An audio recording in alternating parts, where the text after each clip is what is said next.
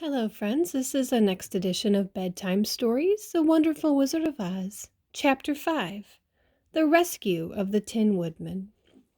When Dorothy awoke, the sun was shining through the trees, and Toto had been out chasing birds and squirrels. She sat up and looked around her. There was the Scarecrow, still standing patiently in his corner, waiting for her. "We must go and search for water," she said to him. "Why do you want water?" he asked.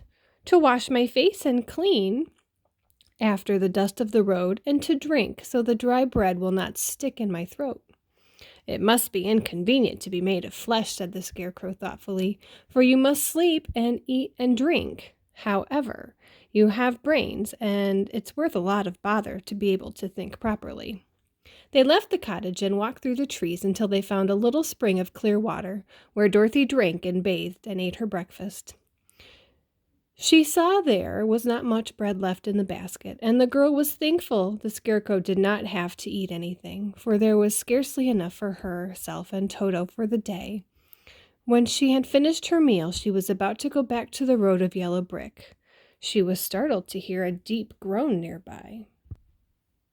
"What was that?" she asked timidly. "I cannot imagine," replied the Scarecrow, "but we can go and see." Just then another groan reached their ears, and the sound seemed to come from behind them.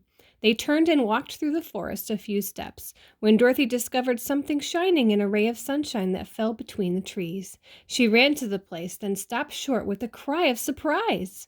One of the big trees had been partly chopped through, and standing beside it, with an uplifted axe in his hand, was a man made entirely of tin. His head and arms and legs were jointed upon his body, but he stood perfectly motionless, as if he could not stir at all. Dorothy looked at him in amazement, and so did the Scarecrow, while Toto barked sharply and made a snap at the tin legs, which hurt his teeth. "Did you groan?" asked Dorothy. "Yes," answered the Tin Man, "I did. But I've been groaning for more than a year, and no one has ever heard me before or come to help me." "What can I do for you?" she inquired softly, for she was moved by the sad voice in which the man spoke. "Get an oil can and oil my joints," he answered. "They are so rusted badly I cannot move them at all. If I am well oiled, I should soon be able to be all right again. You will find an oil can on my shelf in my cottage." Dorothy ran at once back to the cottage and found the oil can, and she returned and asked anxiously, "Where are your joints?" "Oil my neck first," replied the Tin Woodman. So she oiled it, and it was quite badly rusted. The Scarecrow took hold of the tin head and moved it gently from side to side until it worked freely, and the man could turn it himself. "Now oil my joints in my arm," he said, and Dorothy oiled them, and the Scarecrow bent them carefully until they were quite free from rust, as good as new. The Tin Woodman gave a sigh of satisfaction and lowered his axe, which leaned against the tree. "This is a great comfort," he said. "I have been holding that axe in the air ever since I rested, and I'll be glad to put it down at last. Now, if you will oil the joints of my legs, I shall be all right once more." So they oiled up his legs until he could move them freely, and he thanked them again and again for his release, for he seemed a very polite creature and very grateful. "I might have stood there always if you had not come along," he said. "So you have certainly saved my life. How did you happen to be here?" "We are on our way to the Emerald City to see the Great Oz," she answered, "and we stopped at your cottage to pass the night." "Why do you wish to see Oz?" he asked. "I want him to send me back to Kansas, and the Scarecrow wants him to put a few brains in his head," she replied. The Tin Woodman appeared to think deeply for a moment. Then he said, "Do you suppose Oz could give me a heart?" "Why, I guess so," Dorothy answered. "It would be as easy as to give the Scarecrow brains." "True," said the Tin Woodman, returned. "So, if you will allow me to join your party, I will go to the Emerald City and ask Oz to help me." "Come along," said the Scarecrow heartily, and Dorothy added that she would be pleased to have his company. So the Tin Woodman shouldered his axe, and they all passed through the forest until they came to the road that was paved with yellow brick. The Tin Woodman had asked Dorothy to put the oil can in her basket, for, he said, if I should get caught in the rain and rust again, I would need the oil can badly. It was a bit of good luck to have their new comrade join the party, for soon after they had begun their journey again they came to a place where the trees and branches grew so thick over the road that the travelers could not pass. But the Tin Woodman set to work with his axe and chopped so well that he soon cleared a passage for the entire party. Dorothy was thinking so earnestly as they walked along that she did not notice when the Scarecrow stumbled into a hole and rolled over the side of the road. Indeed, he was obliged to call to her to help him up again. "Why didn't you walk around the hole?" asked the Tin Woodman. "I don't know enough," replied the Scarecrow cheerfully. "My head is stuffed with straw, you know, and that's why I'm going to Oz to ask him for some brains." "Oh, I see," said the Tin Woodsman. "But, after all, brains are not the best things in the world." "Have you any?" inquired the Scarecrow. "No, my head is quite empty," answered the Woodman.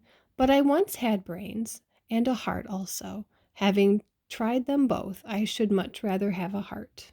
"And why is that?" asked the Scarecrow. "I will tell you my story, and then you will know." So, while they were walking through the forest, the Tin Woodman told them the following story.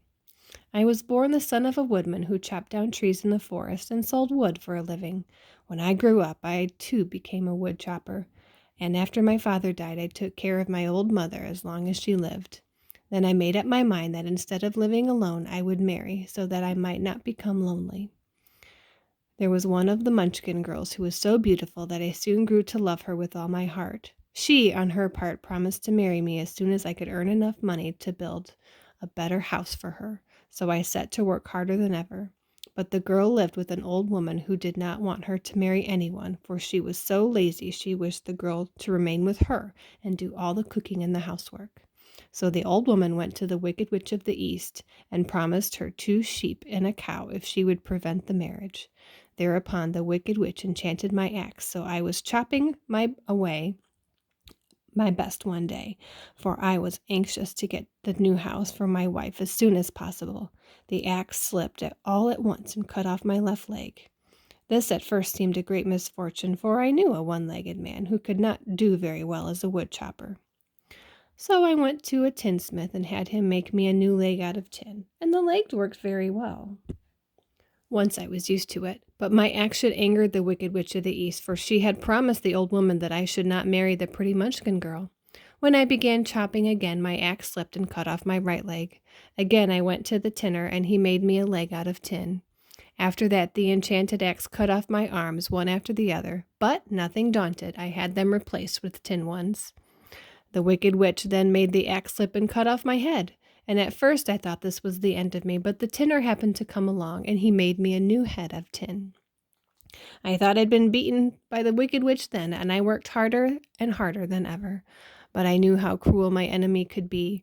So she thought of a new way to kill my love for the beautiful Munchkin maiden. She made my axe slip again and cut right through my body, splitting me into 2 halves. Once more the tinner came to my help and made a body of tin, fastening my tin arms and legs and head to it, by means of joints so that I could move around as well as ever. But alas, I now had no heart, and I had lost all the love for my Munchkin girl. I did not care whether I married her or not. I suppose she is still living with the old woman, waiting for me to come after her. My body shone so brightly in the sun that I felt very proud of it, and it did not matter now if my axe had slipped, for it could not cut me. There was only one danger, that my joints would rust. But I kept an oil can in my cottage and took care to oil myself whenever I needed it. However, there came a day when I forgot to do this, and being caught in a rainstorm before I thought of the danger, my joints had rusted, and I was left to stand in the woods until you came to help me. It was a terrible thing to undergo, but during the year I had stood there, I had time to think of the greatest loss I had known, was the loss of my heart. While I was in love, I was the happiest man on earth, but no one can love who does not have a heart, so I am resolved to ask Oz to give me one, and if he does, I will go back to the Munchkin maiden and marry her. Both Dorothy and Scarecrow had been greatly interested in the story of the Tin Woodman, and now they knew why he was so anxious to get a new heart. "All the same," said the Scarecrow, "I shall ask for brains instead of a heart, for a fool would not know what to do with a heart if he had one." "I shall take the heart," returned the Tin Woodman, "for brains do not make one happy, and happiness is the best thing in the world." Dorothy did not say anything, for she was puzzled to know which of her two friends was right, and she decided if she could only get back to Kansas and Aunt Em, it didn't matter so much whether the woodman had no brains and the scarecrow had no heart, or each got what he wanted. What worried her the most was the bread was nearly gone, and another meal for herself and Toto would empty the basket. To be sure, neither the woodman or the scarecrow ever ate anything, but she knew she was not made of tin or straw, and she could not live unless she was fed.